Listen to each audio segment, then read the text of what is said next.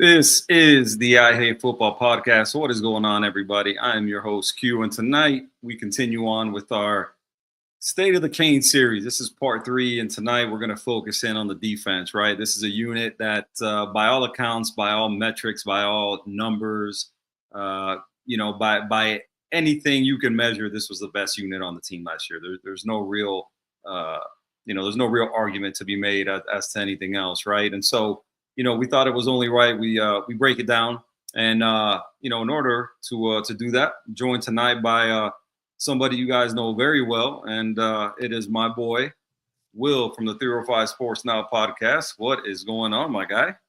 Q, man, hey, I gotta say something, man. I love the thumbnail you used for today's episode, man. I love that use of AI, man. Doesn't it nice? Don't they come out nice, bro? It's so much easier. It's so much easier. It is, right? I was like, God, why don't I do this more often? Like, yeah, man. I do this more often. Welcome to my world, bro. Welcome to my world. Bro, I need to definitely master that side of it. I need to work on everything, but especially the technology, the AI side of things. I really need to get better on that side of things, man. So, it's on the off season to-do list, right? To get better at everything, but definitely get better at the visual, at the presentation, side of things. So, we'll see. We'll keep working on that in the off season, man. So awesome. We'll see. Glad to help too, bro. I'm glad to help.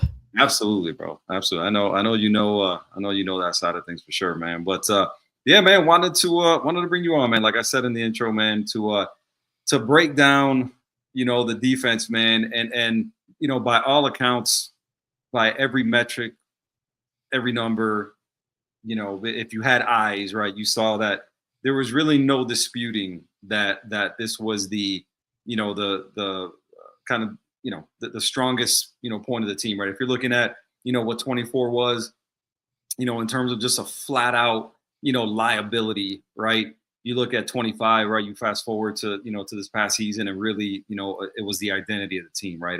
On every level, they got better. At every position group, they were just they produced more. They just made a bigger impact. And I think it began with the hire of new defensive coordinator Corey Heatherman, right? I think I was one of those guys, man, that after the 24 season, I was stuck, right? Because I was like, man, Lance Guidry was supposed to be like this guy, right? I mean, he was supposed to come in, right? An older guy, a guy that came from Marshall. In the year before, if you looked at his defense, all the numbers and I mean, they were top 5 literally in every major category across college football, right? You look at everything, right? Passing efficiency, rushing defense, third down, tackles for loss, so on and so forth, right? So it was like you figured, hey, with what seemingly was more talent, you figured out, very quickly it wasn't. But you figure, okay, he's going to come to Miami, he's going to have more defense to, he's going to have better players on defense to work with. Naturally, this is going to translate, right? And it was anything but, right, in 24. And so, you fast forward to 25 with Corey Heatherman, and what a difference it was, man. I mean, what do you think about Corey Heatherman and the way that the impact that he made with the Canes? Well, it was a great impact because Guidry's second year, let's face it, was just flat out atrocious. It was a lot of regression. A lot of the schematics wasn't working, and there wasn't any real adjustments to it as well. A lot of, the scheme itself alone, even in the Syracuse game, you left, Damari Brown on an island. I know Jay Federico on an island when they were getting killed by those receivers, and you did nothing but have a safety over. You blitzed when you shouldn't have blitzed as well. You ran too many stunts versus just attacking the whole way. I did see, looking back a little bit, obviously now I'm being an armchair quarterback here, but I did see, even Guidry's first year, there were some cracks to his defense. If you recall, we gave up a lot of points against North Carolina. The Louisville game was a shootout, and we lost that shootout against Louisville, right, as well. And even the bowl game, I know a lot of guys opted out to go to get ready for the NFL, but we looked really bad against Rutgers in that bowl game. In comes, Corey Heatherman, a great reputation. I saw what he did in Minnesota.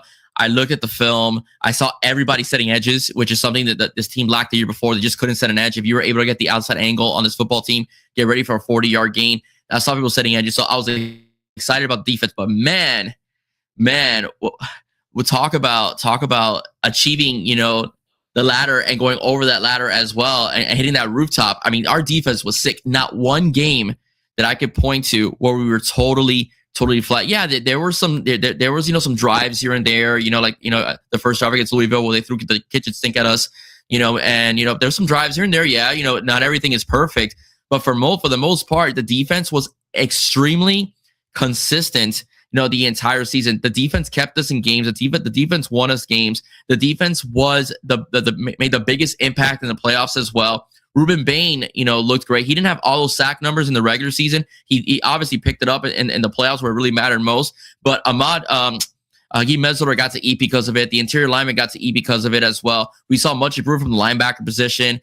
We saw great work from our defensive backs, especially when they were aggressive as well. We saw young, true freshmen like Bryce Fitzgerald really elevate this team when they were on the field. They weren't like, a weakness. They were actually seemed like a strength, right, as well. Just the fact that when Heatherman came in here and the revamping and the day and night that it was from 2024 to 2025 was unbelievable. And Q, I am here for it in 2026 because I think our defense is going to be just as good as it was last year 2 of their Heatherman scheme and system. Yeah.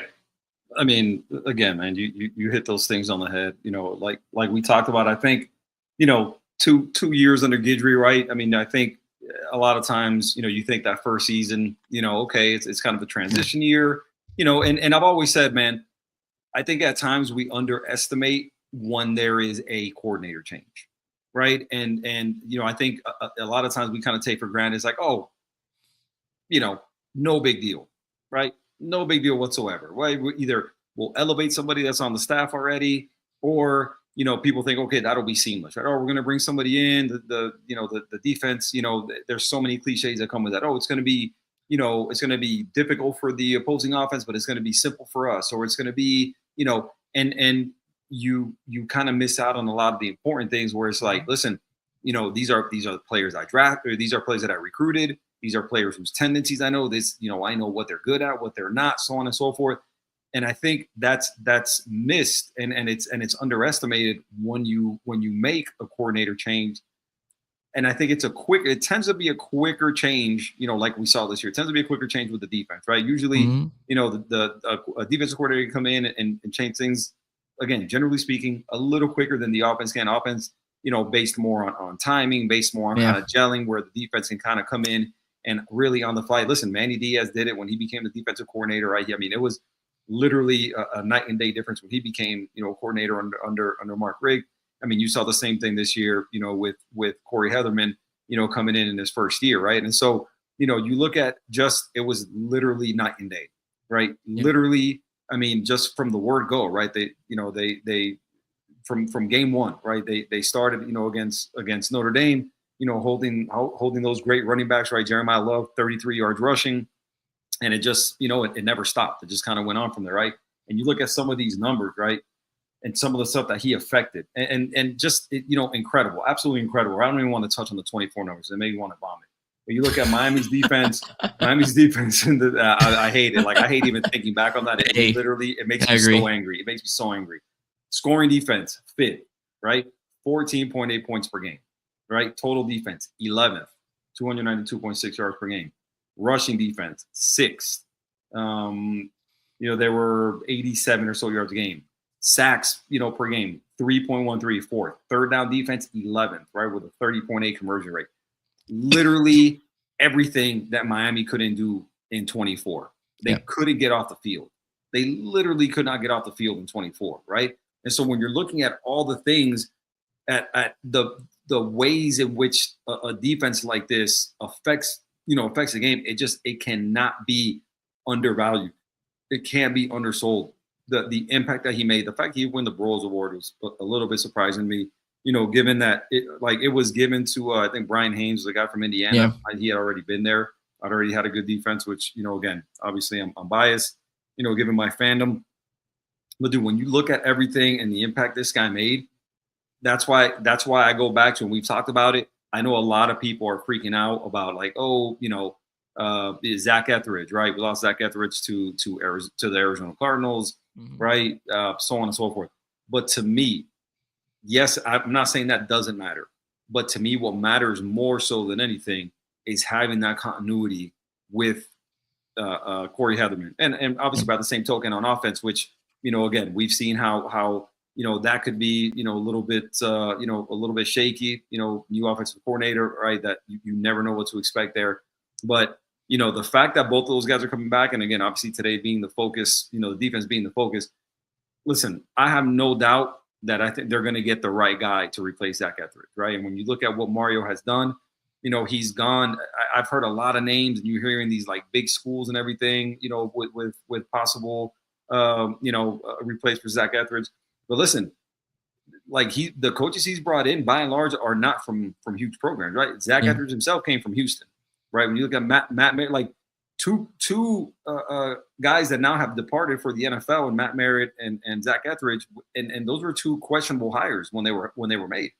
Right, because those guys, Matt Merritt, if you recall, came from USF, right? Zach Etheridge came from Houston, right? Not big names, right? But guys that he brought in immediately, made an impact in their respective, position rooms on the recruiting trail, and now you've seen the way they've developed and everything. So, again, I sleep well at night knowing Corey Heatherman is still there. I think the scheme is intact, and I think whoever they bring in, I'm gonna have confidence in that they're gonna come in, be able to work with Will Harris, the other DB's coach, and just kind of fit right in and continue on with what it is that Zach Etheridge accomplished while he was here.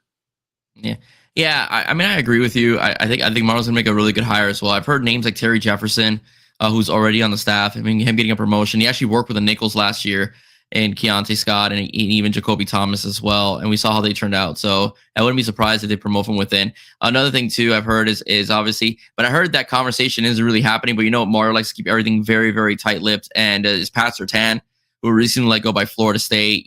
Obviously, if you're a Dolphin fan, you know who Pat Surtain is, and his son was highly recruited out of American Heritage. So I think that honestly we could talk about it, but it's always been a surprise hire. We've never. I mean, I remember last year I was throwing the name Jim Leonard out there for Corey before Corey Heatherman was hired. Other people were saying Will Muschamp. I even threw T-Rob as a potential wild card to have been here and a South Florida guy. Corey Heatherman was mentioned like as a whisper, by some of the more local podcasters, more locked in with the program. And lo and behold, that was a slam dunk hire. I think the best hire of any assistant coach this past season. So we'll see. I'm actually more concerned. We'll address it another day, but I'm actually more concerned about special teams, to be honest with you, than I am who we bring in, in the defensive backfield. So but I'm very confident that, and even the running back room as well. So I'm very confident we'll make the right hire. So that's pretty much it. But we'll see what happens. Again, I trust the staff, and I trust Mario's recognition of coaching talent. Yeah, dude. I mean, again, look, Heatherman's system is intact, right? And like we talked about, man, some of these numbers. Right. Again, man, when you look at the yards allowed, right, that we didn't touch on previously, dude, they went from 415 yards to 315 yards. Yeah. Right. Dude, 100-yard difference. 100-yard difference, bro. That literally, I mean, dude, that's not incremental. Right. That's literally, right. A shift in philosophy, right? A shift in mindset.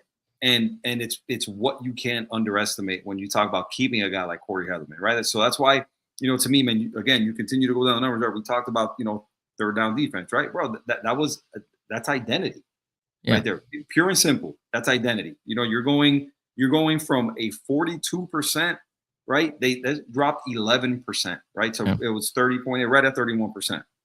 Right. So I mean, dude, you get off the field, that you're dictating tempo right there. You're 3 and out, 3 and out, 3 and out there, and you're dictating tempo right there. You're getting the ball back to your offense, right? Continue to go down the line. We went from total sacks, we went from 28 to 44. 28 to 44. And when you get pressure on that quarterback, we all know what happens. Everybody else looks better. Everybody else looks better. You added 16 sacks, and obviously a lot of that, aside from scheme, is having a healthy Mesidor and a healthy Ruben Bain. Because we know in 2024, I don't know how much info has been put out there. I don't know if you can recall that, but I think, and now there was some games missed, right? I mean, but those guys weren't healthy in 24. By and large, they weren't healthy in 24. You had Mesidor playing out of position. You had Bain that wasn't at full strength, so on and so forth. So, again, I think there were reasons behind that, right? But again, 28 to 44 sacks, significant difference, right? So, again, I continue to go back to that. Corey Heatherman is back. I got no reason to believe that this defense, it may not be, exactly, what it was this year, right? Because I think we're going to see a better offense. So I can see maybe the defense not being as, great as it was this past year, but I still see a very, very impactful defense when you look at what you bring back, when you look at on paper, the talent that's there. I know what you're losing, and we'll get into that.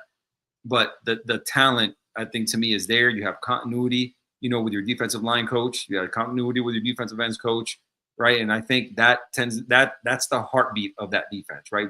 With that, if that D line is right, I think the rest of the defense is going to be right. Yeah, and I'm thinking numbers off the top of my head. I think against ACC teams in 2024, they averaged almost 35 points a game on defense. Like, they were getting pummeled. And in 2025, it dropped to 24 the points per game. So that's another thing. A two touchdown difference against your conference from last year. Like, there should be no reason ever that should be a thing in Miami. Yeah, like, absolutely no reason. And listen, for everything that people have said about, oh, Mario needs to get these hires right in the whole deal. Like, I get it. He's missed on some guys, right, on both sides of the ball. Yeah. But the error, the sin there, I should say, is now recognizing that, right? And look, you can look at Al Golden, for example, right? We talked about that. His issue, it's not so much that he got some hires wrong, right? And I don't think Al Golden really was as bad as I think people made him out to be. I think he recruited, decent. He put guys in the NFL at times where he just didn't get the results necessarily. But his biggest sin to me was hiring somebody he couldn't fire, wasn't willing to fire, and that was Mark D'Onofrio, right? So Mario Cristobal is not suffering from the same thing. Mario Cristobal has made some hires that haven't worked out, but has quickly pivoted, and what he's pivoted to has been successful, right? The changes that he's made have been the right changes, and you've seen that in the numbers, you've seen that in the wins, and you see it moving forward, with what it is that you're getting from these guys. And the thing I love, man, with these guys is just, again, you see it in the retention, the culture that has been set there on both sides of the ball is the reason why these guys have lost very little, and especially very little impactful loss in the transfer portal, right? Yeah. You get a guy like, again, to touch a little bit on the offense, right? A guy like Mark Fletcher who didn't enter the draft, right? You look at the guys that you've lost. Listen, I get it, right? You look at a guy like JoJo who wants to play, Chance, Robinson who wants to play. Like, listen, no harm, no foul. Let's, go be great, right? It doesn't always work out. But you look at the guys that you didn't lose, right, in the running back room especially, right? You look at the cornerback room, you were able to keep all those guys. Like, to me, that is a direct reflection of who you've hired that have helped establish a culture, right? And we know how important retention is now, right? It's not only about recruitment and development, right? It's recruitment, development, and retention. Yep. And look no further than what those guys did this year, right? Those guys retained, that running back room that nobody thought they'd be able to keep intact, right? With Gerard Pringle, right? With who else stayed? Chris Wheatley-Humphrey. Chris Wheatley-Humphrey stayed. Jordan Lyle. Jordan Lyle was really kind of like, the big one. People were like, oh, he's going to go. He stayed. You look at that cornerback room, everybody stayed. Look at a deep, talented, young cornerback room, and every one of those guys stayed, right? So again, to me, that speaks directly to who he's brought in, helping establish that culture and helping establish that retention, right? It's a place people want to be a part of, right? It's a culture people want to be a part of. Obviously, they're getting compensated well, which you can't overlook that. But I think by and large, you're looking at a very healthy culture. You're looking at guys who like each other, like being around each other. And now you look at who they brought in the portal, right? And it's not 19, 20, 25 guys. They brought in like a dozen guys, and it's still ranked as like a top 5 or 6 portal class, right? So, again, man, making the right hires, right? You make a mistake, because that's what it was. Some of these guys were mistakes in terms of what it is you saw and how it is you thought they'd fit, on this staff. Listen, fine, no harm, no foul. The foul is not recognizing the mistake you made and pivoting from it. And he has, and you got to respect him for that. Yeah, no, absolutely. I mean, I absolutely. And again, like you were mentioning, Q, the fact of the matter is the coaches and so on, it's a staff that likes each other. It's a staff that works cohesively well with the head coach as well. And also you got guys that are bought in, and that's the most important thing. I mean, you have guys that are bought in. They like the coaching staff. They like the system. They're seeing the results. For goodness sakes, they played in the national championship this year as well. And I think that Mario has set an amazing building block for the future for years to come. Like you said it best, okay? Talent, depth, experience is one thing. They have that. And then I think Miami's going to be at the point one day where they're going to pick and choose versus heavy recruiting. I think there's going to be guys that want to play for Miami, and Miami's going to have to basically make a decision whether they fit the program or not. I think they're going to get to that point sooner rather than later. Mario said 5 years. We got it there in 4. I think this upcoming season is going to be, it's going to be a very crucial, pivotal season, and I think we're going to see. I will say this. I know I'm Homer, happy Canes fan, Mr. Optimist, but JD Piquel made a joke about Mario Cristobal taking shots at Kirby Smart, and he said that Kirby has a crown. In general, he's going for the king. But I'm going to tell you this, Q. Mario isn't just going for the crown. He's going for the whole damn territory and land. He's coming for that empire. All right. And I do think that this year is going to be very pivotal and critical for that. I do think that if this year Miami takes it to that next level, the great empire that is Georgia is going to start wavering. Well, and listen, man, I think that's a great transition when you talk about what he wants to accomplish, right? And what you want to accomplish is important, but how you're going to accomplish that is important. And I think they showed this year that they are as physical or more physical than pretty much anybody you're going to play, right? Because you look at, listen, they went 5-0 against the SEC. Yep. Right. You can't overlook that. Right. After everybody, and listen, for good reason. I'm not disrespecting the SEC. Like, I know what those guys are, what they traditionally have been, especially, Nick Saban's Alabama, Georgia under Kirby Smart, so on and so forth. Of course. But when you look at what those identities have been of the successful teams in the SEC, especially, it starts with physicality, right? And physicality up front, right? Because we know that you cannot win, whether it's the NFL, whether it's college, whether it's high school, it doesn't matter where it is.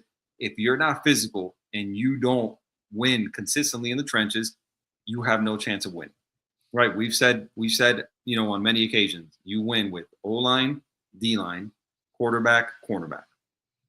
That's how it goes, right? You look at the teams who win consistently, they've got difference makers at those 4 positions, right? Everywhere else, right? It's not that they don't, but they're not as important, right? They're not those premium positions like those 4 are, right? And so they became essentially an SEC team in terms of looks, in terms of body types, right? You heard, we talk about Josh Pate all the time. I don't know if you remember the phrase that he used for Miami before the season started. He said, those guys are creatures. Yeah. In the biggest compliment essentially you can give somebody, right? Freaks of nature, creatures, right? Juggernaut looking dudes. Like Miami had those guys. When you look at a guy like like Ruben Bain, who's not your traditional 6'5", kind of 260 type long, tall guy, long arms, that kind of thing, right? That guy's built different, right? Gets it done, right? A guy like Akeem Mesidor, right? A guy who played inside, right? Played inside when he really shouldn't be, right? Didn't really have the size to be a traditional tackle. But, they kicked him inside based on need. And then you look at what he takes that, brings it to the outside. And as a guy, those guys, not only could they rush the passer, but they could set the edge, right? These guys weren't finesse guys like Arbel Reese and some of these other guys. Like, I'm amazed still that everybody absolutely slurps this guy, Arbel Reese. And it's like, I listen, I don't understand. I get the measurables, right? I get it. But at some point, productivity, right? Production has to matter, right? And I get what gets you into the first round, right? Is you get some production, right? But measurables are a big reason why you land in the first round, right? I get Arbel Reese has the measurables, but I don't understand if you watch football, you have eyes and you follow football. I don't understand how you take a guy like Arbel Reese over a guy like Ruben Bain, right? The physicality, the ability to rush the passer, the ability to set the edge. And that's something Miami's going to miss, right? Because you're losing both of those guys. Those guys never came off the field, and they didn't come off the field for a reason, because those guys were just as good against the run as they were against the pass. Yeah. Right. And so moving forward, you know, you look at what it is that Mario wants to accomplish is being big, being physical, guys that not only get after the passer, but stop the run.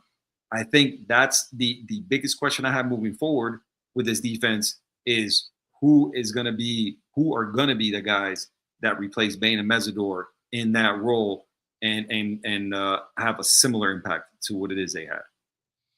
Yeah, well, I think you can't replace a Bain or Mesidor. I mean, those guys are unique. Okay, but I do think we have the depth in that, especially in defensive position, to at least be a wrecking force. And I think Damon Wilson, who had a good season, for Mizzou, is going to be very key as well. I was hearing Flo this past Sunday with John and Cafecito. Big shout out to those guys. And they were talking about Marquise Lightfoot and how he needs to get a little bigger. Dude, Marquise is strong. Like he manhandled some of those tackles in the playoffs, and he manhandled one of the blocking running backs as well. Like he's stronger than people give him credit for. Bo Jackson in that game against Ohio State, he absolutely ran him over at full speed and just he didn't skip a beat. He literally ran him over and kept going after Julian Sayin. Like they kept Bo Jackson in the block. And he regretted that because that's the game I'm talking about. Yeah, dude, Marquise Lightfoot absolutely ran him over, and he did that to a few people. He did that in the Indiana game. He did that throughout the season. So yeah, I'm right there with you when it comes to that, man. Listen, can he gain a little bit of weight? I guess, right? I don't know, man. I'm not a coach. I'm not I'm not a trainer. I just think with a guy like Marquise Lightfoot, when speed is such an asset, I think you have to be judicious, right? That you have to be careful, right? Yes, gain some weight, right? And I think that's going to come naturally, right? With aging, right? Just a little bit over the course of a few years, I think it'll happen naturally. I just don't think he's a guy who you can be like, oh, let's put another 15 pounds on him, right? It doesn't matter how you want to phrase it. Oh, there's 15 pounds of muscle. I think you have to be. Yeah. You have to be careful with how you put weight on a guy like Marquise Lightfoot. Yeah, he got recruited because of his speed. I mean, that's the one thing that everybody talked about. And Jason Taylor worked with him on his handwork, which helped him out in the playoffs. It helped him out throughout the season. But he got recruited because of his speed. You don't want to lose that speed because you gain a little bit more muscle. I remember Denzel Perriman said that he didn't mention the coach by name because it was at the school where I used to work at. But he spoke to the kids and he said that basically Al Golden wanted him to gain get to 250, and Denzel Perriman said it, or that his best weight is like 225, 230. That's like where he's, the best, the most agile, the best speed, everything. And Golden wanted him to be like at 250, and it didn't quite work out for Perriman. Perriman had a hell of a year. He's one of the few bright spots in that defense. I mean, he subtly said it slowed him down, to say the least. And you don't want to do that with Marquise Lightfoot. You don't want to stiffen him up, and you don't want to slow him down. Right. He has power, and he's gonna get even stronger as he gets older. He's heading into his third season this year, so he's gonna get stronger as he gets older. But he was recruited because of his speed. I mean, not because of his power. He's explosive, man. That first step Marquise Lightfoot has is deadly. Elite. It's elite. Yep. The way he gets off the ball, right? And I think that's part of it, right? And there again, right? I mean, I'm not Jason Taylor, I'm not any of the trainers, but again, those guys that they have, when you're looking at just body type wise, I think, they're different, like Marquise Lightfoot isn't Akeem Mesidor, right? Marquise Lightfoot isn't Ruben Bain, right? And so, I think when you look at how it is they're going to replace the production, I think it's going to come in waves, right? Where you're looking at, you're not getting the guys that are necessarily not coming off the field like Ruben Bain and Akeem Mesidor, but I think now you're coming in waves. And you talked about it the other day, right? Where in your short, where you talked about Cole McConaughey moving to tight end. Yeah. And I think that's kind of a view, right? It's kind of in a nutshell. It's what you're looking at, when you're breaking down that defensive end position, right? I think he probably agreed to the position change because I think he saw where he was going to land in that rotation. And I think that's just a good sign in terms of what you've got at defensive end, right? I mean, you're looking at really highly recruited guys, productive guys, right? When they came from high school, again, Marquise Lightfoot, I can't see him not being a starter, right? I can't see Booker Pickett not being Yeah. somebody almost filling that Lightfoot role, Yeah. right? If that makes sense, right? Now you have Lightfoot as a starter, where now your backup is a guy who's similar build, right? I think almost even more slightly built, in a Booker Pickett, just kind of like Marquise Lightfoot. I think he takes that spot, but I think you line up Lightfoot on one side, let's go with Armando Blunt on one side, and you got Ahmad Moten and Justin Scott. Listen, I get where or let's say Damon Wilson and Lightfoot. You have Armando Blunt, you have Ahmad Moten and Justin Scott starting. However it is you want to do that, because obviously I would imagine Damon Wilson starts. But listen, I know it's not Mesidor and Bain. I know they're gone, but that is nothing to sneeze at. No, When you're looking at that starting D line, right? That is absolutely nothing to sneeze at. And I think a D line that will those numbers, I think, will kind of be spread, across multiple guys now. Yeah. But I think a D line that is still going to be, a D line that you have to worry about. I think a D line is going to be highly productive, tackles for loss, sacks, that kind of thing. They're just going to accomplish it differently, with more snaps to kind of spread out, coming up in 26. Yeah, they'll rotate more. And let's not forget Hayden Lowe, who was injured this past season. Guy's built like a senior already, like a high school senior as a true freshman coming in. Herbert Scroggins, another guy that they're raving about in practice. He's another guy that's the third. Sorry. He's absolutely sick, as well. And he's a dog, man. He wants to be great, So, and in the interior as well, you have Justin Scott, you have as well Ahmad Moten, who came back, for one more year as well. And then you have, of course, Jarquez Carter, who I was on top of his recruitment. I was sad when he went to Ohio State, but I'm glad he's back. I'm glad he's, decided to hit the portal and come to Miami. So this team is going to be very, it's going to be very well set. Keona Davis is right. Yes. From Nebraska. Transfer from Nebraska. Yep. Some position versatility, right? Yeah. You got some guys, right, that they're Jordan Stansel, I'm sorry, Keyshawn Stansel. Keyshawn Stansel. I don't know where I got Jordan from. Keyshawn Stansel, who they think is a guy based on body type who's going to play early, right? So, Micah Newton, is another guy who, I think they're kind of, quietly kind of high on. And so, again, man, I think you're looking at that D-line, man, and they're kind of the straw that stirs the drink with this defense, right? You're looking at Jason Taylor, Damian Lewis, the job they're doing on the defense, right? Seamlessly fitting in with Corey Heatherman, right? Same mentality, everybody kind of on the same page when it comes to, what it is that D-line needs to accomplish. And dude, listen, I hate losing those guys. I hate losing, Bain and Mesidor, but what they've got coming behind them, honestly, man, I don't think there's much to be concerned with, or any reason to think that these guys can't pick up the slack, and fill those shoes in. I mean, just extremely, extremely well. Yeah, man, I totally agree, man. I totally agree. I got no, you're getting no pushback from me. Like I said, to win championships, you need a solid offensive line and you need a solid defensive line. Miami's got both, and I think that Miami, once again this year, it's gonna be more rotational. Okay, it's more rotational, but they have a championship defensive line. All right, all these guys can stop the run. They're also wrecking balls as well. In terms of causing disruption from the interior, from the outside as well. So Corey Heatherman has a lot to play with on defense. All right, and I think D-Lou and JT are very, very happy coaches right now. Glad we didn't lose them to the NFL. I will say that. Which is kind of interesting. Go ahead. No, I'm sorry to interrupt you. I know the guys on Canes Inside. I've listened to them a little bit. I know they were talking about that. I don't know. They always seem to kind of insinuate that Will Harris coming back isn't like a done deal just yet. Okay. Because of the NFL. I don't know. We'll see. Hopefully that's not the case. But there again, man, like, listen, if those guys leave, if a Will Harris, takes off to the NFL, man, look, you salute him, man. Appreciate what you did. But again, I continue to go back to the same thing. Look, we brought back Shannon Dawson on offense, bringing back Corey Heatherman on defense. The rest is details, right? I think they're going to be able to, between what you've got in Mario Cristobal in terms of his eye for talent on the coaching side of things. You're looking at Corey Heatherman, a guy who's going to be able to identify somebody, to bring in and be able to assimilate to the defense he's putting on. Then look, I'm okay with it. Again, do I want those guys to leave? No. But there again, right? I think you have to trust in what it is you got in your head coach and in your coordinators. And when it comes time to replace somebody, you just hope that, that those guys, identify the right person, they get the right guy in there, and the transition is seamless. That's really, really all you can do. But you can't cry over coaches leaving, man. That's the game. That is what it is. Those guys, the days of these guys being lifers, in college. Honestly, man, I mean, I think those days are done, right? You look at Zach Etheridge and a guy like Matt Merritt, young guys, right? By and large, these are young dudes. And I think there's a relatability there that's why you like those guys in your building and in the position room.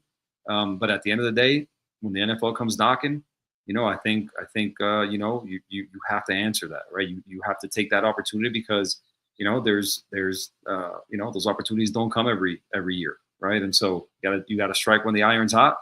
You get that job opportunity, man, and that offer, you got to take it, man. So good luck to those guys. But again, I stand by what I've said. As long as the head coach and the coordinators are there, man, I think moving forward, I think we're going to be fine. And you look at the linebacker position now, right? And a position where we lost a guy in Popo Aguirre, who transfers to NC State.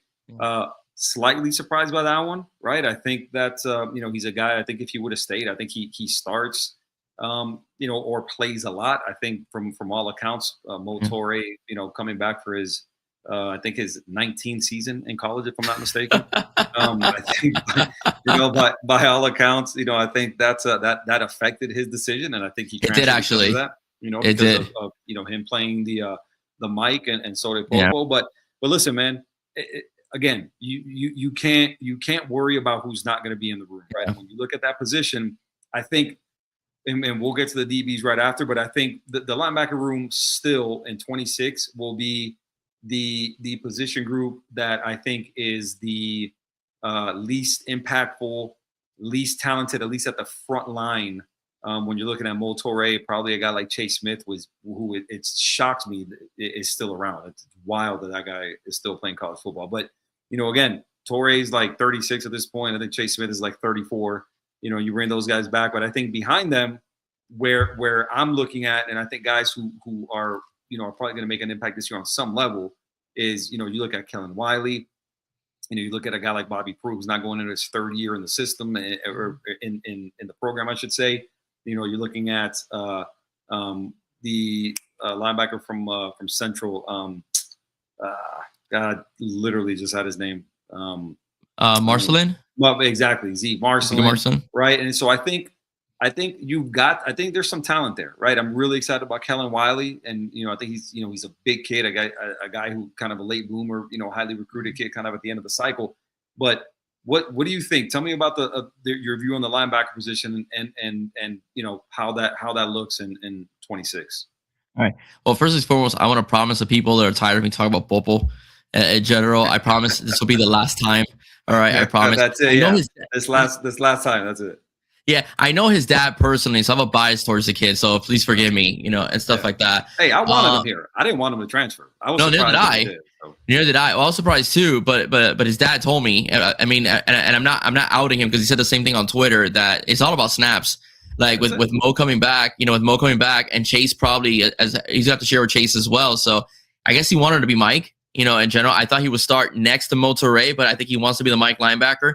And he wants to go to the NFL, and he figures with Mo Torre being there, he's gonna lose, tackles and snaps and playing time. And he had about 43 tackles. If you remove the Torre out of the equation, he's looking at 90 tackles possibly this season because he's not a flashy guy.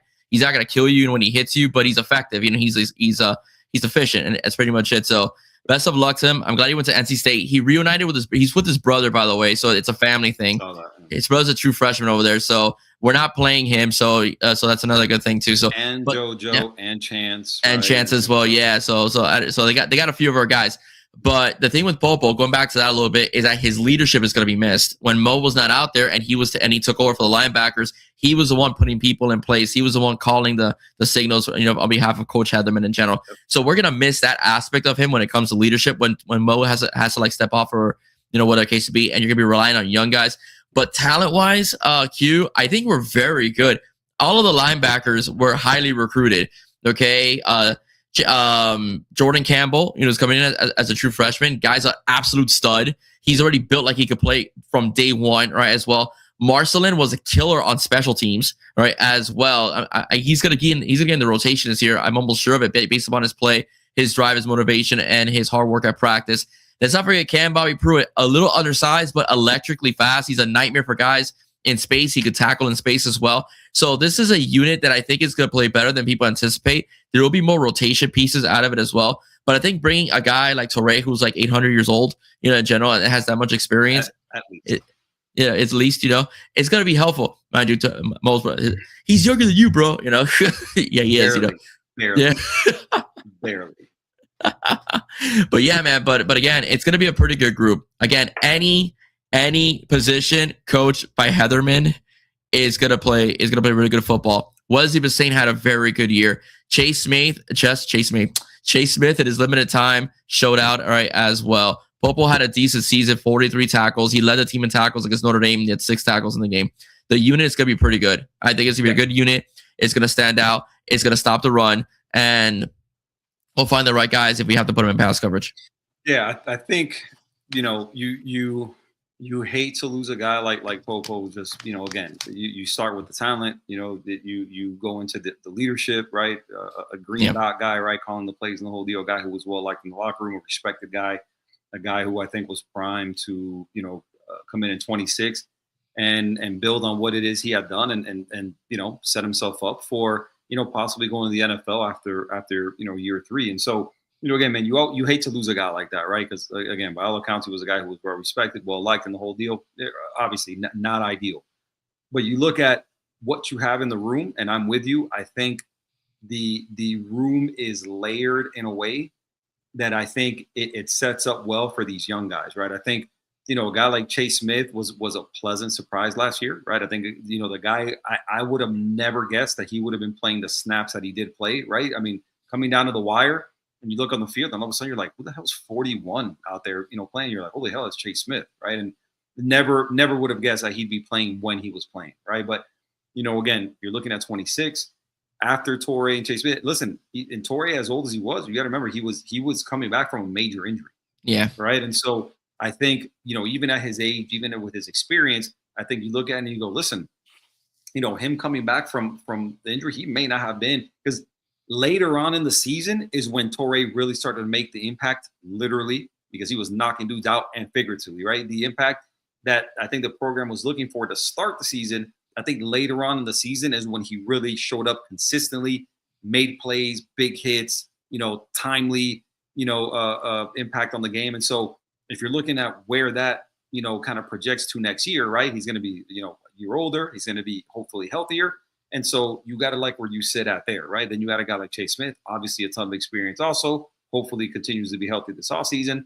And then Kellen Wiley, I think kind of, slots in there perfectly in terms of, what it is you're going to want to have in terms of, a dude who can fill that role, right? A big linebacker who can move, who can rush the passer.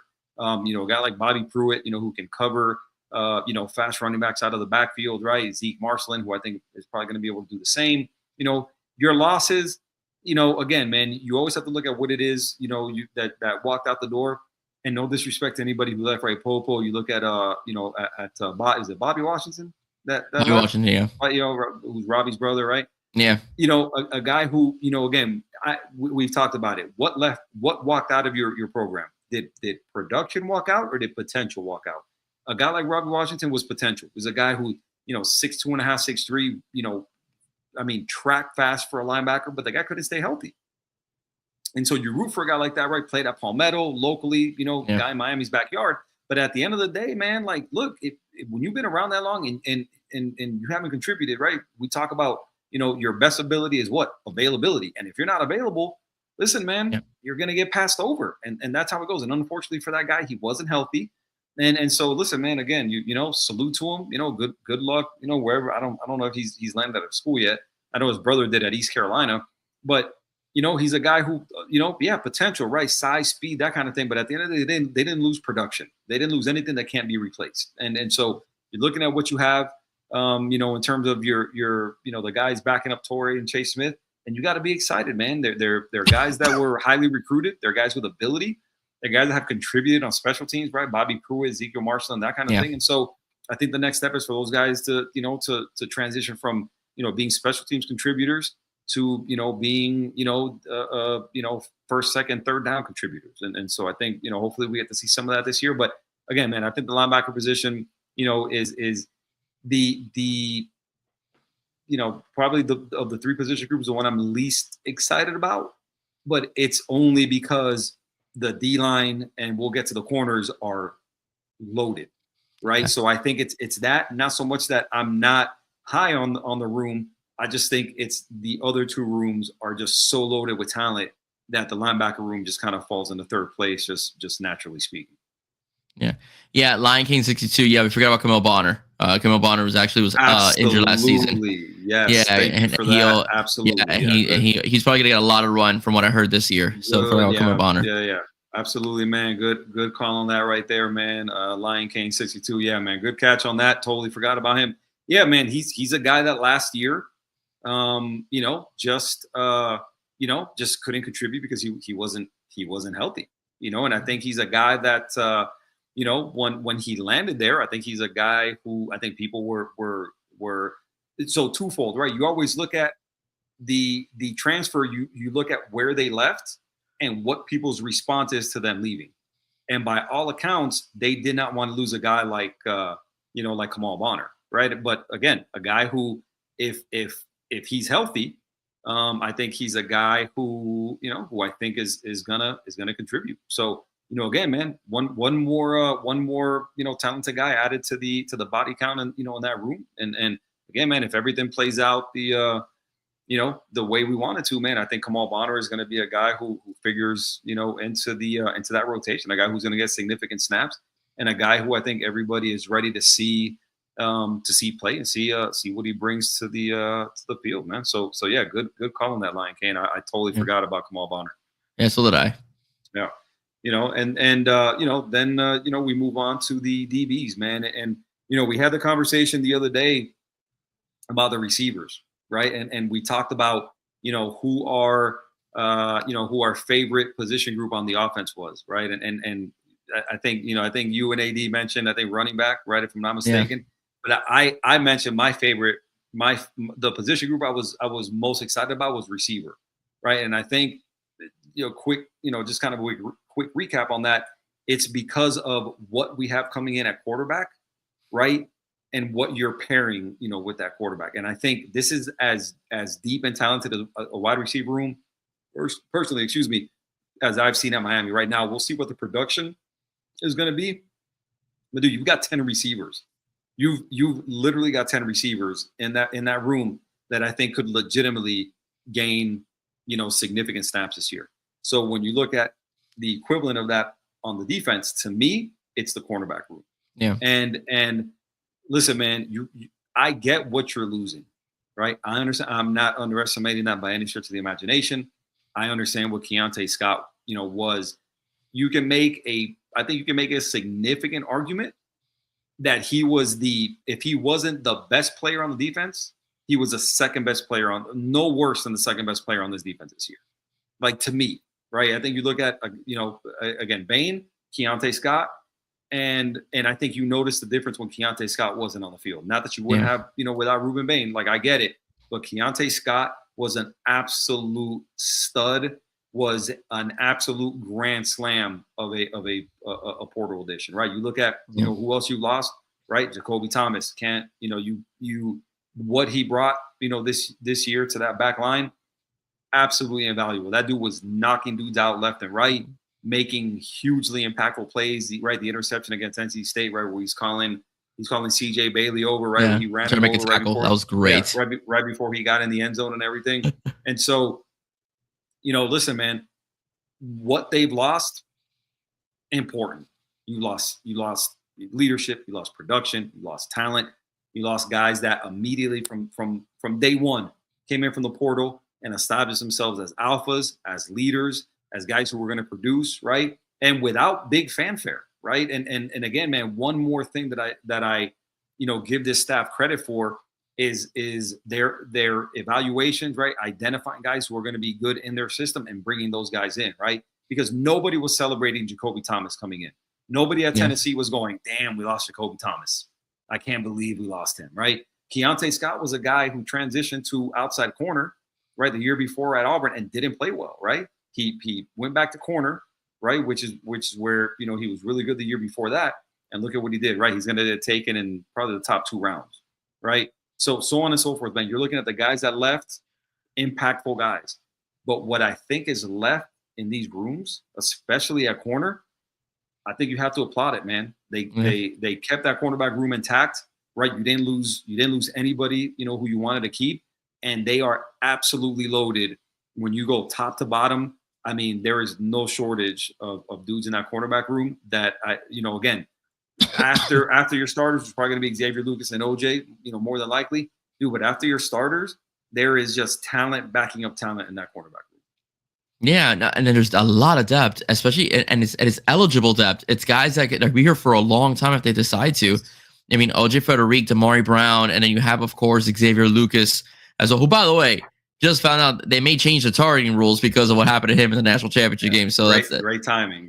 Yeah, all right. They may change that rule. I thought that call was dumb. I thought he should have been called for targeting, and I'm not being biased because I felt the same way about the Georgia safety in the Ole Miss game as well. I thought that if you use your shoulder, you should not be thrown out of a game.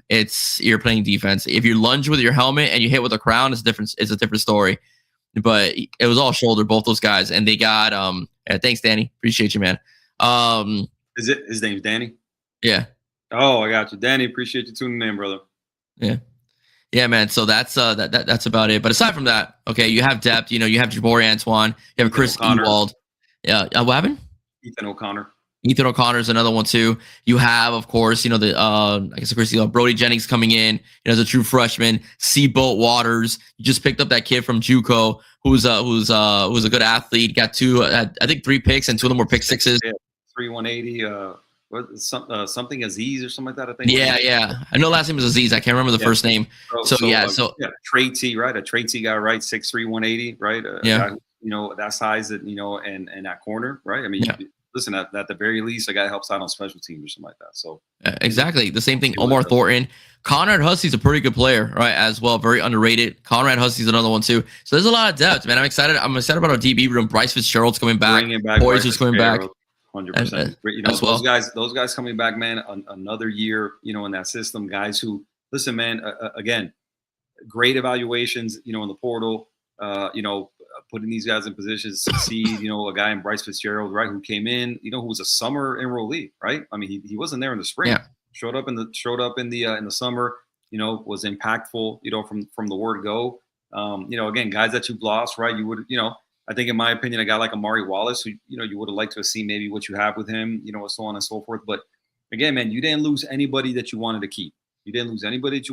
Right? No disrespect to anybody, who left, right? No disrespect to a guy like Amari Wallace, but I think Amari Wallace saw, like everybody else, right? It was a deep and talented, cornerback room, defensive back room, and a guy that maybe, again, he saw that he wasn't going to have the opportunity to play, and said, hey man, listen, I got to go somewhere and get snaps. And so listen, no worries, no harm, no foul. I think when you're looking at that room again, bro, Lion King coming with I know, I was about to say, bro. I saw that.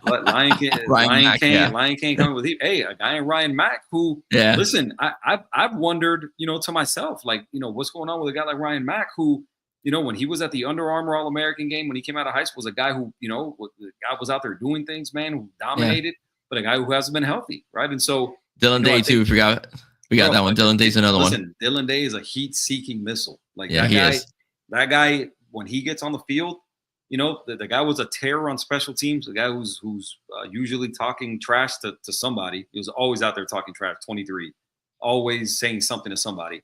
So again, I think a guy who's going to figure heavily in the rotation this year. Again, Ryan Mack, if he's healthy. So again, man, listen, man, you really, really have to like, what it is that you've got in that room, man. Again, just lots and lots of talent. You were able to keep it all there through retention. And this is, again, we get a comment here from David Scott, 2095. You think Mario and Mirabal knew something we don't by not really bringing a lot of portal offensive linemen and center? So before we answer that, I'm gonna preface my answer with like answering it kind of indirectly. When you're looking at what they brought in the portal, I think we're looking at 12 dudes. I think maybe with that kid Aziz, I think it brought up to 13, right? Somewhere in that range, right? So before Aziz, which I don't think was gonna move them up, either way, a guy who's gonna be, I think they said he's gonna be a walk-on. But again, a guy with traits who, you'll see what you have in him. But a small class that ended up, in the top 10 for sure. I think they were 6, 7, right? Somewhere around there. And don't quote me on that, but I know they were a top 10 portal class with only like 12 guys.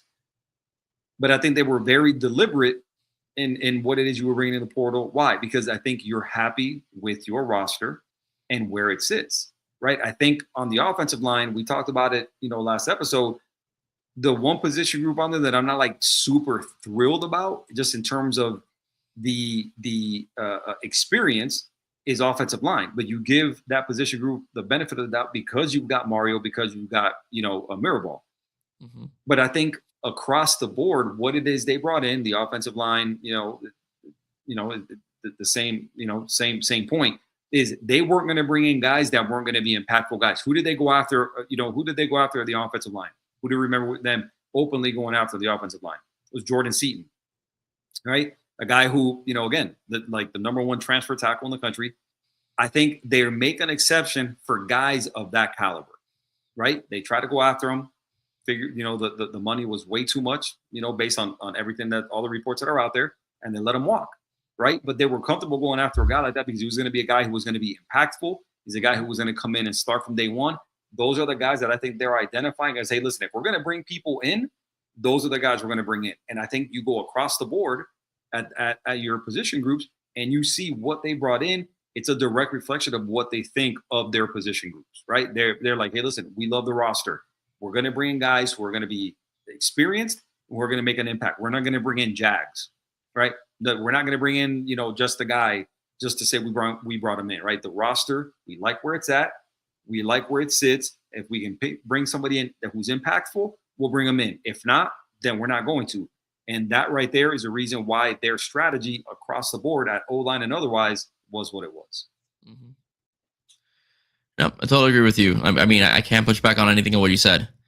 And Joel Everett is going to be an absolute beast. I totally agree with you. It's another thing too. As far as we brought in 7 linemen in this recruiting class, and they're all high quality guys. Okay, as well, they're high quality guys, big, strong, multifaceted as well, extremely athletic. So guys, watch out for Cannon Pickett. Okay, watch out for Cannon Pickett on that roster. The kid could block in space. The kid could pass protect. The kid could run block as well. Highly intelligent, super athletic. So that Pickett family, man, good genetics when it comes to athletics. Yeah, I think right now when you're talking about the O-line, I think the interior feels like it's. No, I guess probably the interior kind of feels like it's there's more bodies and maybe than at tackle. Yeah, I think you've got your tackle bodies, right? A guy like, Ben Congdon, you got, obviously, Jackson Cantwell. When you look at the interior, right, Joel Irvin, I think he's probably going to be an interior guy. You look at Cannon Pickett, probably going to be an interior guy. I'm assuming he's going to be a guard. Max Buchanan, right? I mean, you've got was it Sparks? JJ Sparks. Yeah, JJ Sparks. So on and so forth, right? So SJ Alifai-Tuli, we'll see if he's going to be a center or guard. But I think your interior of your line, I think, is in really good shape. I think there's probably more bodies and maybe a little bit more, more there to work with maybe than there is outside. Even though you've got some guys outside, obviously, like I mentioned, Congdon, Cantwell. Yeah. You've got the 2 tackles they brought in last year. Who's man, those 2 names escape me now. Somebody knows in the chat, man. Please tell me. I totally forgot. Jaden Wilkerson. Jaden Wilkerson. There you go. Lion Kane, dude. Lion Kane coming with a heat time. Jaden Wilkerson and Campbell, 100%. That's who they are. Yeah, Jaden Wilkerson. I think those guys. I don't think that anything happened to them as much as it was just they were freshmen last year. Yeah. And when you talk about, you were playing behind, CeCe Mainoa, and you were playing behind Markel Bell. They're just, those guys were healthy the entire year. There just wasn't a lot of snaps to really give anybody else. So, I think that they had the benefit of being healthy. The only real injury last year on the offensive line that really carried anyway was Ryan Rodriguez, right? Started I think he started right. I believe he started game 1 and then just was. He did against Notre Dame, yeah. Yeah, he hurt the rest of the year, right? But again, aside from Ryan Rodriguez, I think we were able to absorb that that injury with you had Matt McCoy playing a bunch, right? You had Pancake, finally contributing, and looking really good. And so again, I think those guys, I think they were raw. It was the other thing. I don't think those guys were ever going to be guys that they were ever looking at to make an impact day one. I think those guys were, they were 3-star guys for a reason. They were developmental guys. They had traits. I think, they liked where they were at in terms of, height, arm length, movement skills, that kind of thing. But I think there were guys who, by and large, I think were raw. So I don't know that it was really anything that happened to them as much as they were stuck behind NFL draft picks and guys that were healthy the whole year. Yeah, no, yeah. The offensive line is. It's gonna be growing pains with them a little bit because there's not enough experience, in game action. But I think by the time they get to the bulk of the season, this unit will be very cohesive. It's like I said, some similarities to me. I know I've got some pushback for saying that, but some similarities to me with 2023, where you had a true freshman and CC starting. You had some experience, with Jalen Rivers and Javion Cohen as well, Matt Lee, but they hadn't really had to play together. Javion Cohen has coming from Alabama. Jalen Rivers has had some injury issues. Matt Lee was coming from UCF, Central Florida. Ines Cooper was still a sophomore. So you had some inexperience and not enough cohesion. But the bottom line is, I do think that that line did pretty well. For me, quarterback was the problem that season more so than line play. So I think it'll be the same thing this season. A little bit of growing pains, but you're not starting with Notre Dame. All right. You're starting with Stanford. Okay. And then you have Wake Forest, which should be a win. And then by the time you get to Clemson and Notre Dame, this team should be a lot more ready, more cohesive. Lion King with a question. Do you think they'll get a shot at the guard position? Listen, man, I feel like, and again, obviously I don't know this with any certainty. I haven't been told this. I'm not an insider or anything like that. It seems like to me like those guys were tackles coming out of high school, and they're like tackle bodies, if that makes sense, right? I think we all know that Mario and Mirabal, they cross train their guys, right? Yeah. So filling in here and there, could be, I'm not sure. I don't know. Those guys are what their role will be this year. They might be guards, right? I don't know. That to not be the case necessarily. But I think by and large, you're looking at both of those guys, and I think they were Jaden Wilkerson and Demetrius Campbell were guys who, are traitsy guys at tackle. Like I said, length, their height, their arm length, guys who move well on the outside and everything like that. I just think they were more developmental guys, that they were just kind of raw. But it seems like to me, based on body types, I'm only going based on body types. My guess would be that they're going to be that their plan for those guys is to be a tackle. Yeah. Well, we'll see. Yeah, time will tell. We'll see. Yeah, time will tell. We'll see. We'll see. Spring game might give us a little bit of an indication of who's going to start and so on. But like I said, there's always surprises with Coach Cristobal and Coach Mirabal. All we know is that the best guys will play. They definitely will play. All right, so we'll see what happens. Yeah. Absolutely. Yeah. Ryan Downey cheering for the Hoosiers. Yeah, without doubt. Here we go. Ryan Downey. Come on, man. What are we doing? Listen, man. I'm gonna just be nice. Listen. Congrats to them. That's all I'll say. Congrats. Thanks, man. Appreciate it, Lion. Sore loser. By the way, thank you guys for sticking to football talk instead of the usual gibberish that you commonly hear from Kane Podcast. You guys are brother. Appreciate you, brother. Thank you so much, man. Thanks, man. Do a huge favor, man, if you can like and subscribe to both of the channels, man. To 305 Sports Now, Thanks, brother. Football Pod on X, and we definitely appreciate the love and support, man. We love doing it, and have a blast with it, man. It's just it's easy to do when you love the program. So. Don't forget Merriweather Klein. Yeah. Jamal Merriweather, I think, is a guy, based on, where he came from, right? I think, you look at what Georgia does at that position, man, and it's to be respected. Guys, you know what's funny is I was having a conversation with a dude earlier. Obviously, for those who don't know, I am in the Metro Atlanta area.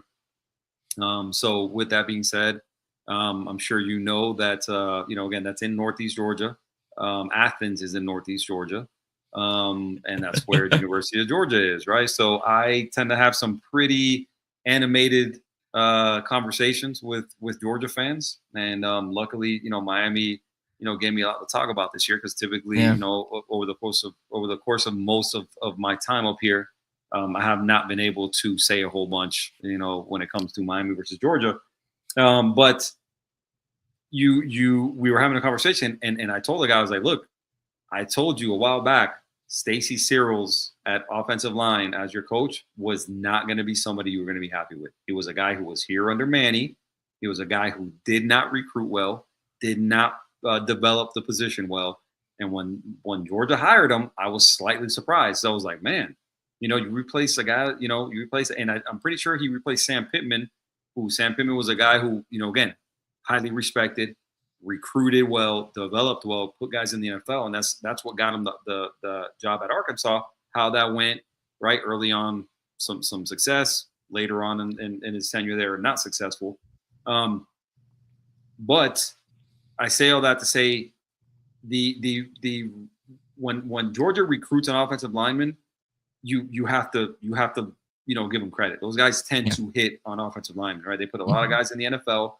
And so traditionally they have recruited the position well and developed the position well. So that being said, a guy like Jamal Merriweather, from all accounts, is a guy who left Georgia because he wanted more snaps. He saw that maybe happening for him at Miami, and is a guy who, listen, I think when it's all said and done, if you tell me that Jamal Merriweather is going to be like the starting, like right guard or something, I mean, I don't think I'd be surprised. I mean, I don't know how you feel about that, but I wouldn't be surprised. That's the rumor that he's going to probably be the right guard alongside with Jackson Cantwell. That's what I've been hearing. Klein, I've heard a lot about him. He'll be a rotational piece. I've heard he might even be the starting center. That's another one I heard as well, that he could be up for the center role as well. So, I mean, so we'll see what, like I said, we'll see what happens. All I know is that they're happy with that position because they have not gone portal this year, right? They had Matt Lee, they had Brockemeyer, and they had Henderson. I always call him Henderson, right? Zach Henderson? Cam Ward's here. Is it Henderson? It's Henderson, right? What was it? He played what? The center. Oh, Zach Carpenter. Carpenter. I always call him Henderson for whatever reason, dude. Yeah, I don't know why. I always call him Henderson in general, but they haven't gone portal this year, is what I'm trying to say. So they do like the room, whether it's SJ, Max Buchanan is another one, might throw his hat in the ring there. Ryan Rodriguez, another one there as well. And Klein is another one. So I've been hearing a bunch of names. So again, the spring game is going to tell us exactly whom they like, especially if they run with the ones. So we'll see exactly how it happens. Yeah, 100%. Yeah, Lion King has a question for us, brother. Let's see. Who'd you guys like to see as the cornerbacks coach? Oof, bro, that's one of those questions, man. I think anytime those questions come around, you're always kind of big game hunting, right? I wouldn't mind seeing a guy like Corey Raymond, right? Who's a guy that who has recruited. He's always been known as one of the best recruiters, right, of his generation. Really, you look at who that guy landed at Florida, at LSU, right? The guys landed, just 5 stars, All-Americans, high draft picks and everything. So, again, just based on his ability to recruit, I would say a guy like Corey Raymond.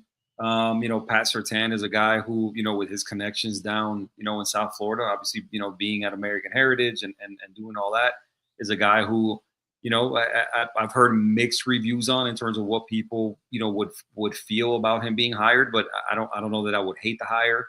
I think, you got to sit there and wait, see what develops. With these position coaches, you look at, there's so many programs, and that Mario does a thorough search, right? Because nobody's been hired yet. You don't even know who's been interviewed, yet. And again, kind of go back to where his previous hires came from, right? And Zach Etheridge wasn't a guy who was a super highly celebrated hire, right? You're looking at a guy like Matt Merritt, wasn't a super highly celebrated hire either, and both of those guys are now off to the NFL, right? And so again, man, he's traditionally, if you look around, you have to imagine he's going to come from a smaller program, right? Kevin Beard came from Akron. Kent State. No, Toledo. Toledo. There you go. Right. He came from Toledo. Yeah. Came from Toledo. Right. Obviously, Mirabal is his shadow, so he's always with him. When you look on the offensive side of the ball, again, Matt Merritt came from USF. Kevin Beer came from Toledo. You look on defense, right? Jason Taylor was a GA. He was an analyst. He was in high school, right? Damian Lewis came from Colorado. Will Harris came from Florida, if I'm not mistaken. Yeah, Will Harris came from Florida, and Etheridge was from Houston. And Etheridge was at Houston, right? So, I say all that to say you probably would your money would probably be safe putting it on somebody from a small school. That's the best I can tell you, because that tends to be, Hetherin came from Minnesota, right? A Big Ten school, but not a huge big time program. And so, I really don't know in terms of who gets the job, who I would like to see get the job, man. Just to me, I always go back to recruiting, right? We know recruiting is a lifeblood of any program. You have to be a good recruiter. You have to bring in talent. So anybody who's a good recruiter, somebody hopefully who's got, some South Florida ties, right? Kind of tap back into, the that defensive back talent in Florida, specifically South Florida.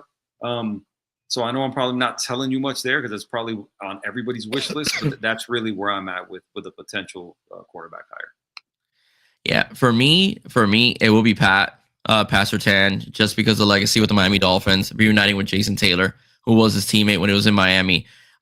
His connections to South Florida, winning a state championship with American Heritage, as well. He's a good recruiter as well. He was not the problem at Florida State. Mike Norvell was a problem over at Florida State, right? As well. I would like to see DeMarcus Van Dyke, getting a chance to come back, right? As well. So we'll see. Like, he was a good recruiter. Even though he was a GA at the time, but he did work with the cornerbacks. He had a good relationship with a lot of the cornerbacks as well. I know it's a name that people don't want to mention, but he was highly involved in the recruitment of Cormani McClain when Cormani McClain was a top DB in the state. I'm sorry, in the country. DeMarcus Van Dyke was the dude that was on him. He obviously spoke about the relationship he had with DVD. So I wouldn't mind seeing a reunion, but I would like to see Pat Surtain. My personal opinion. Yeah, listen, I wouldn't be mad at the hire. Yeah, I wouldn't be mad at the hire. I think he's a guy. Again, it all comes back to recruiting. For me, and I don't, obviously he's a guy who can recruit. I don't think he's a guy who can only recruit, right? I think you're looking at a guy who as a high school coach, right? A guy who put a lot of top talent at the position into big time D1 programs, right? I mean, his kid is arguably the best corner in the in the NFL, right? And so again, man, I think you can do a lot worse than Pat Surtain. I think the list of guys he's interviewing, or obviously you're never going to know about, because that stuff just never gets out. I think everybody at best is speculating. I know there's been some stuff said about was it Tony Jefferson? I think it's Terry Jefferson. I'm sorry, Terry Jefferson, who was the corners coach. Who, again, man, if he's the one who ends up getting it, again, the hire, whoever they bring in, I'm going to give them the benefit of the doubt. I'm going to give them the benefit of the doubt based on, their recent track record of bringing in, good coaches who fit the system. And you go from there, man. Obviously, everybody wants somebody we're familiar with, right? We're big into name recognition, right? We're big into, we hear that name, we're like, oh man, we know him from, such and such, and he's recruited such and such, and he's developed such and such. We'll see, man. We'll see how it goes. Hopefully, again, hopefully he's a guy who comes in and fits the scheme seamlessly, as a guy who can recruit, help Mario out, and we'll see what results come from that. So, would you rather have a great recruiter, great developer? Ooh, that's a good question, man. That's a good question.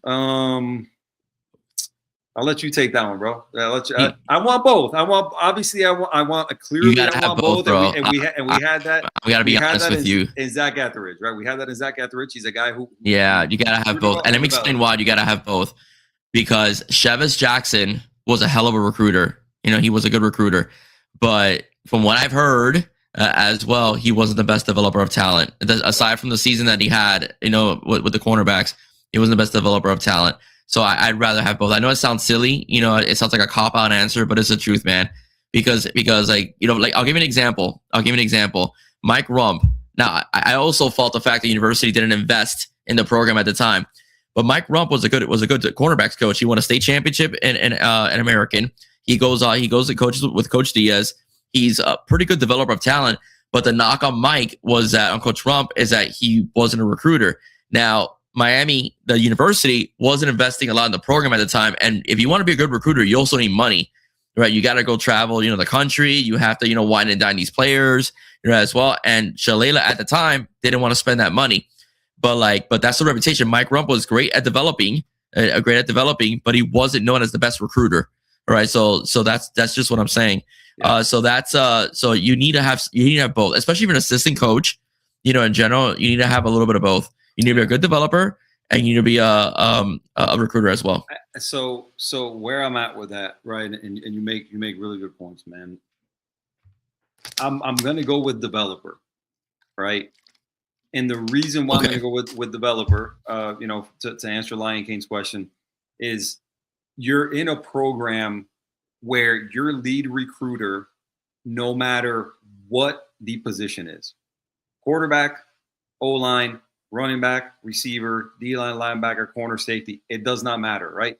Your lead recruiter for like 75% of your roster is going to be who? Mario Cristobal. Yeah, right? True. Who is an elite recruiter, right? You look at it, and they don't rank when the lists come out every year of best recruiters, right, in the country.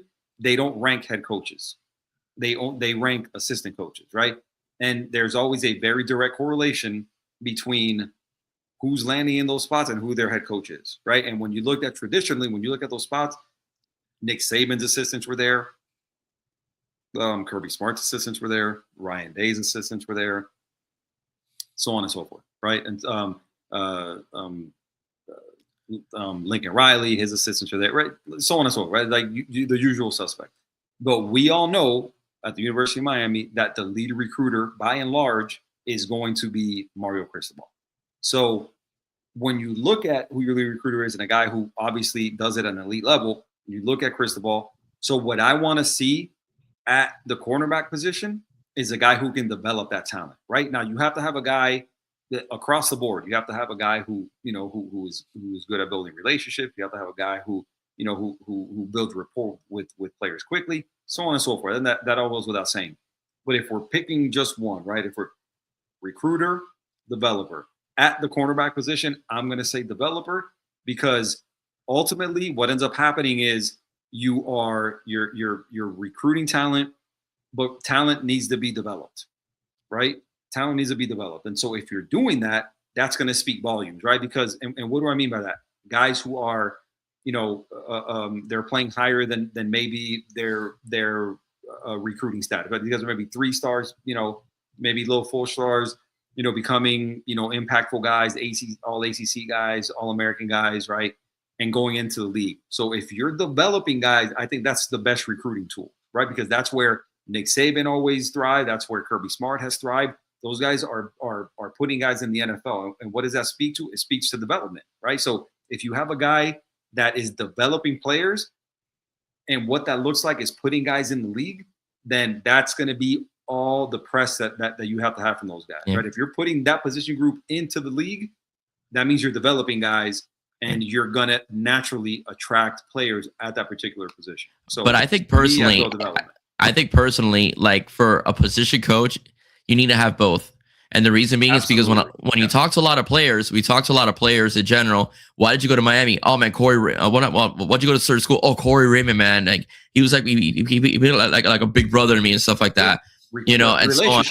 Yeah, DVD. Like DVD was the lead recruiter for JoJo Trader, right? In general, and this is a cornerback, recruiter, wide receiver, and JoJo speaks the world of DVD. That's one of the main reasons why Miami was always in the lead with JoJo Trader for a very long time. So I'm just trying to say, like, you need both. I think for coordinators, I'd rather have an X's and O's guy because I'd rather you concentrate on your scheme, versus going out on the road, all the time.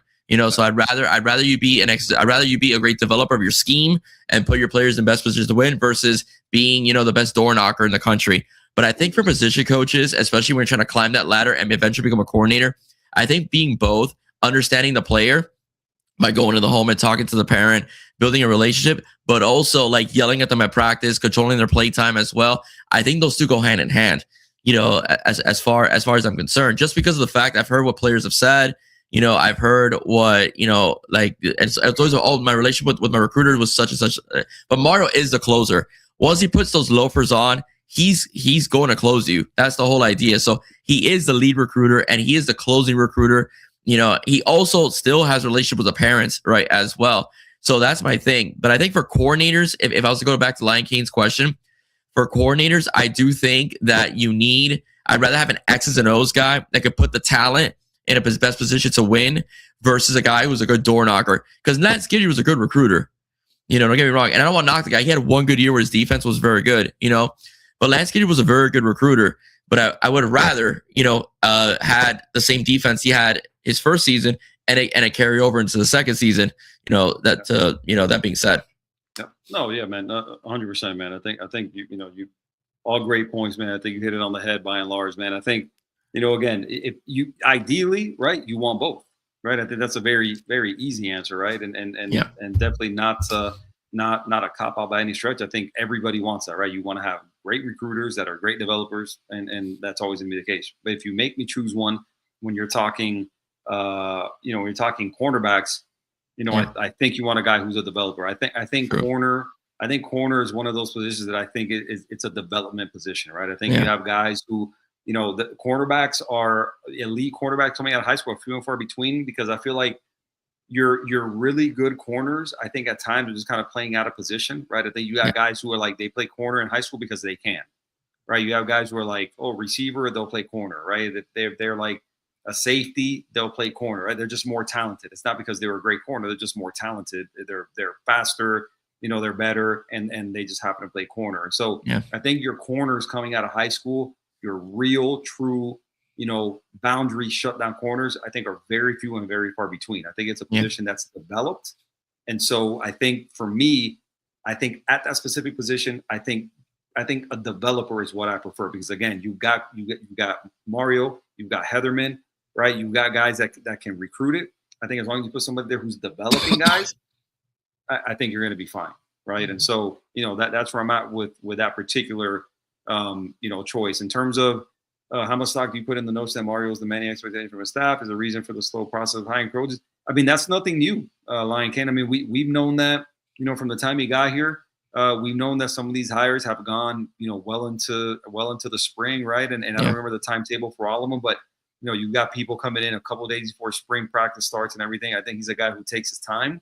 I think he's a guy who goes through the process, right? The other day, Eli Drinkwitz, who's a coach at Cincinnati, I don't know if you heard that interview, but he was talking about the hardest interview he's ever been through was the one with Mario Cristobal. He got hired at FIU, but it was only after turning down the job the first time, because he didn't think he could work for a guy like Mario, right? And so that's always been his MO.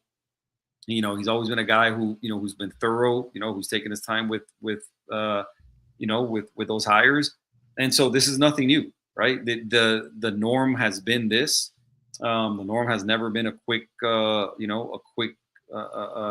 hire or a quick decision.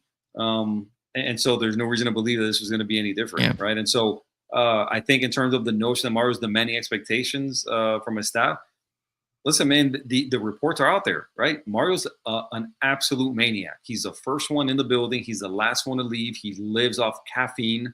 The guy doesn't sleep, right? And I think you're looking at, what he looks for in his staff members. And I think you have to be kind of similar, right? I think you're looking across the board. He's got guys that, that are by and large, they're a young staff, right? If you're looking on the offense, Mirabal is the oldest guy on the, on the staff. And Mirabal, he's a guy who, he's a junkie too. He's out there recruiting. You see him all the time recruiting and taking pictures with recruits and everything. But Beard is a guy who's energetic, who likes to get out there and recruit.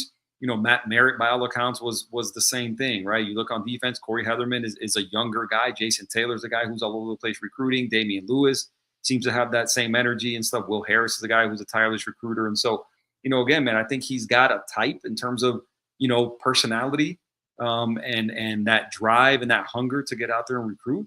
And I think he's not going to stop and he's not going to rest until, he gets a guy who he feels fits that that staff seamlessly. And so again, I fully expect this thing to go till right before spring practice starts. Yeah, it wouldn't surprise me, especially if he has to fill 3 positions. So yeah, it's gonna be a while. Mario now top 10 or top 5 coach. Well, I don't know if you saw Lion Kane. The 2 people that put out lists just recently, I haven't seen them. I just heard about it on a pod the other day. I think it was JD PicKell and was it Josh Pate, Joel Klatt, somebody. And the 2 that I guess were published just recently both had Mario at 9, maybe. I haven't looked at them. And actually, funny enough, next week's series finale in terms of what we're doing, which will be part 4 of State of the Canes, will be about the coaching staff. And we were going to touch on that. But just briefly, I know that list got put out. I haven't looked at it, honestly, on purpose. I haven't really searched it out to look at it because I just wanted to save it for next week. But I know both lists from people that put them out. Again, one was J.D. PicKell and the other one was either Josh Pate or Joe Klatt, somebody. They were mentioning that they had, I think Mario was at like 8. Definitely top 10, but not top 5. He was top 10. He wasn't top 5. 8 or 9. 8 or 9, something like that. And so I haven't seen because I think I am somebody who, when these lists get put out, I hate going over them without having parameters, right? It's like, what are we judging on, right? Because the list can go so many different ways. Like, what are we going career achievements? Are we looking at, this year, the last 2, last 3, last 5? I don't know. I got to look at parameters and what criteria we're using to base the conversation on. One of them that I heard that I think was JD PicKell's was last 3 years. And he's got Mario on 9. I think that's what it was. And so, again, I saw another list recently where they had, I think it was JD PicKell was the same thing, who he had like his top programs over the next 3 years. And I think he had Miami at like 3 or 4. And so, again, the lists are cool, talking points because of the time of year. For me, where I would have him, I think he's very safely in the top 10. I think we'll get more into it next week because that's just going to be part of the discussion. But for me personally, very safely in the top 10. Yeah, I'm with you, Q. I think top 10 as well. Top 10 as well. He the only thing right now is that the national narrative, it's been dwindling a little bit on the other stuff, but the national narrative. Thank you so much, Lycade. But the national narrative. Appreciate you, brother. Thank you so much for tuning in, man. Glad you enjoyed it, man. Hope you tune in next week and moving forward also, man. Yeah, he still has the game day thing to kind of shake. And that's the only thing about him. And he's gonna win it. The only thing that's gonna shake is that he's gonna win it. And listen, right? I mean, I think now moving forward, man, you really have to start to listen. And again, we'll get more into it next week, so we want to touch on it real quick. But and obviously, I like the question and I want to touch on it real quick. But this year was one of those seasons, right, that he exercised a lot of these demons that were kind of pre-existing, before the season started, right? People called into question, can he win the big game, right? That's gone, right? Game management. Show me where the mistakes were. Where there's some stuff that maybe, I think kind of as a team on offense and defense, maybe you would like to see better. And I think where we'll start to, in my opinion, and in my view, where I'll start to maybe rank him a little bit higher is I need to see those penalties decrease. Because I think too often, when you're looking at specifically that SMU game, right, where that penalty, where I think it was a little bit heavy-handed on Marquise Lightfoot. Yeah. Things like that, where I think that penalty was directly impacted that loss. I think if they don't call him for that roughing the passer penalty, I think they win that game. But I think across the board, we have to become more disciplined as a team. I think when that happens, right, then and now again, you're consistently seeing marches to the playoff based on the way he's recruiting, based on the way they're developing, based on the runs that if these runs resemble what happened in 25. Listen, where you want to rank them is up to is your choice, and your eyes tell you whatever they tell you. But I don't know how you don't play some top 5 to 7 ish, right? And I will say again, this: I haven't seen those lists, and I don't know who's ahead of them. And again, we'll talk about that next week. But again, to me, if you have another season of hopefully you win the ACC, you make another playoff run, you're recruiting, you're developing, putting guys in the NFL. How do you not have that guy very comfortably in the top 10, 6, 7, 8? I'm cool with that. I'm totally fine with it. Yeah. As a head coach, I got him in top 10, but I will say as talent evaluator, I think he's top 3. That's the one thing I will say. Like, he has a good eye for talent. That's the one thing I will tell you. Listen, man, you see the way he recruits, right? Yeah. You see the way he recruits. You're seeing the way, again, now that's, again, you're the eye for the portal that he's got, right? Yeah. He didn't break the bank on Jacoby Thomas. He didn't break the bank on Keontae Scott, right? David Blake got paid pretty well from everything I've heard. A guy like Mo Toure who was impactful.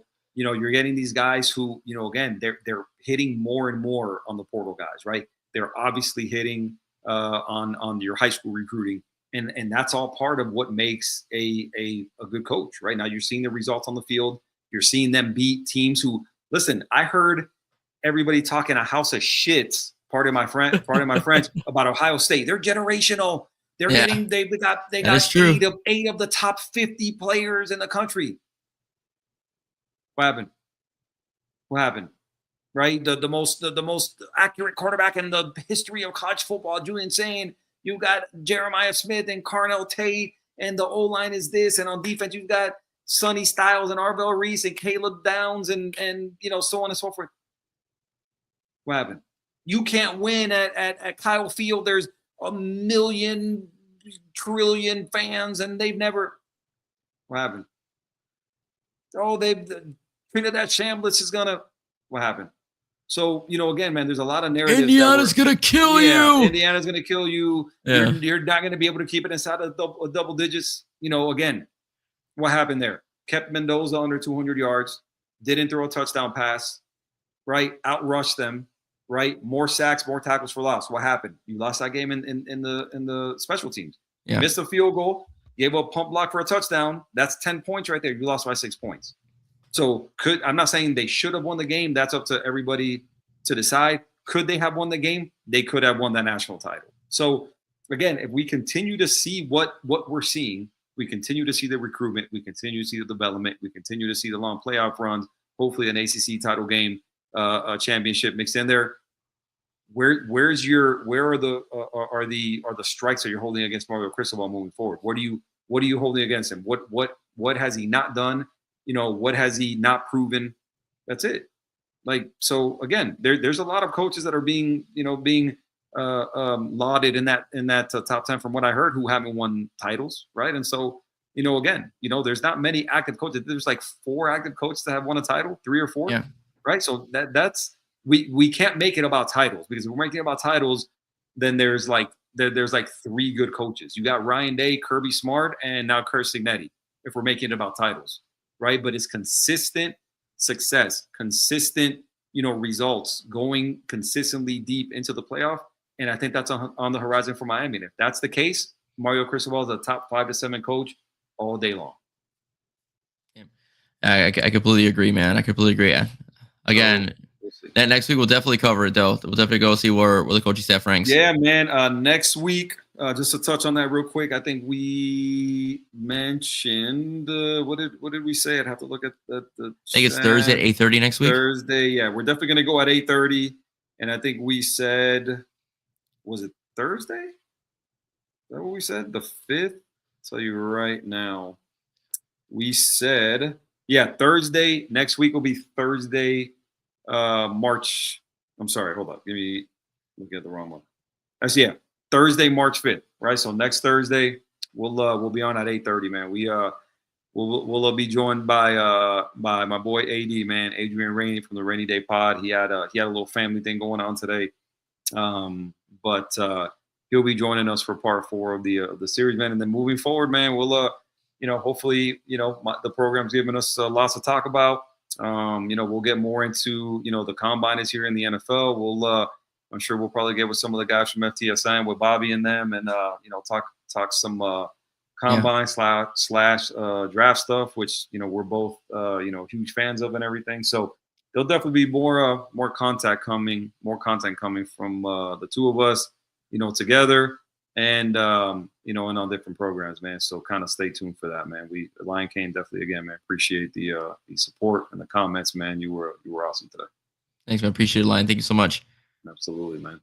Got anything else, brother? Nothing much, man. I might be doing an episode real soon. I'm like in the midst of like fixing up my son's room, so I haven't been able to be on lately, but I might be doing an episode soon on Rising Stars. I might do a Rising Stars segment. It's gonna be on Jackson Cantwell and Samarian Wingo for them doing good things, before spring practice has kicked off. So I want to do a little segment on them, and I might do one real soon on Nick Lanier, real soon as a possible Kane segment. So that's gonna be fun too. Coming real soon. Absolutely, man. Nick Lanier, guy who is high on the wish list for the Canes, and the guy who is we'll see, man. A lot of people are projecting him to be part of the 27 class, and if that's the case, man, that'd be a hell of a get. A guy who is at Miami Northwestern. Yeah. Right, and so we'll see, man. We'll see. He's down there with was it Neiman Lawrence? Is that the quarterback's name at Northwestern? Yes, if I'm not. Yes, Neiman Lawrence, right? A guy who they expect to reclass from 28 to 27. So Miami's high on both of those guys. So yeah, we'll see, man. Hopefully, yeah, man. Those sound like great episodes right there, man. Thank you, appreciate it. Again, Lion Kane, yeah, brother. Tune in next week, man. Again, 8:30 next Thursday, and we'll again, that'll be part 4. We'll discuss the staff, just kind of in general, break down the coaches on both sides of the ball. And again, after that, we'll get into some more stuff. Definitely won't be the end of our Canes content, together. And I'm sure you're gonna be on, man. You always got some good guests, man. I'll be back on at some point, I'm sure, with Russ from the College Blitz podcast. Obviously, shouts out to him. Tune into his man, Russ on Deck, on YouTube. And yeah, man, if you don't have anything else, man, appreciate everybody tuning in, man. Lion Kane, you were the man today, man. Appreciate the supports, the comments, everybody else that was on here. Who else do I see on here, man? Let me see. David Scott. Appreciate your comments. Ryan Downey. What else we got on here, man? Not like Abel, like you. Appreciate your support. You said Danny, right, from Vasquez Duo Adventures. Yeah. Everybody who tuned in, man. Everybody who commented, appreciate you, man. Like I said, tune in with us next week, next Thursday, 8:30. The I Hate Football podcast, 305 Sports Now. Everybody in FTSN Extra, tune in with those guys, man. Great people putting out great content. And until next time, man, appreciate you guys. Y'all have a good night.